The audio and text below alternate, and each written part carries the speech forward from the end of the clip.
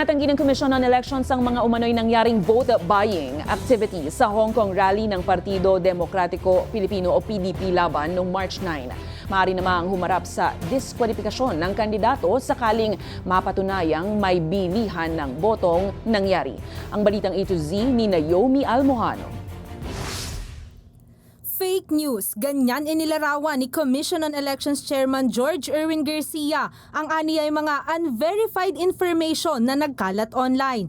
Kaugnay ng umano'y naganap na bilihan ng boto sa pasasalamat kay PRRD at OFW gathering ng Partido Demokratiko Pilipino o PDP laban noong March 9 sa Hong Kong.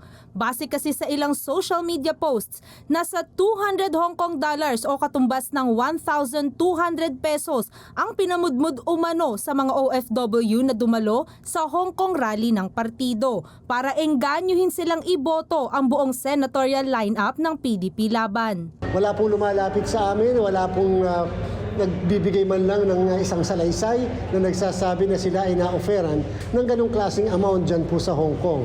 And therefore, wala pong kredibilidad yung balitang yan. Nakikipag-ugnayan na ang COMELEC sa Philippine Consulate General sa Hong Kong para i-verify ang impormasyong ito. Pero sa ngayon, ayon kay Garcia, disinformation pa ito. Paglilinaw naman ni Garcia, walang criminal charges na maisasampa laban sa kanila sakaling ito'y totoo. Dahil sa labas ito ng bansa nangyari at dahil sa issue ng territoriality. Ibig sabihin, walang jurisdiction ng COMELEC sa krimeng nakumit sa labas ng bansa.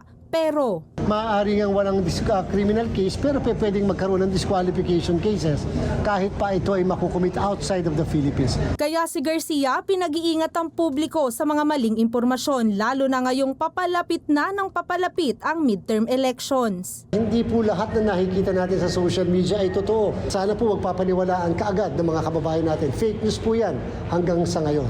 Sa oras na makatanggap ng complaint letter ang COMELEC, i-endorso nila ito sa Committee on Kontrabigay na siya namang responsable sa pagpapatupad ng striktong patakaran kontra vote buying, vote selling at abuse of state resources. Para sa balitang A to Z, Naomi Almohano.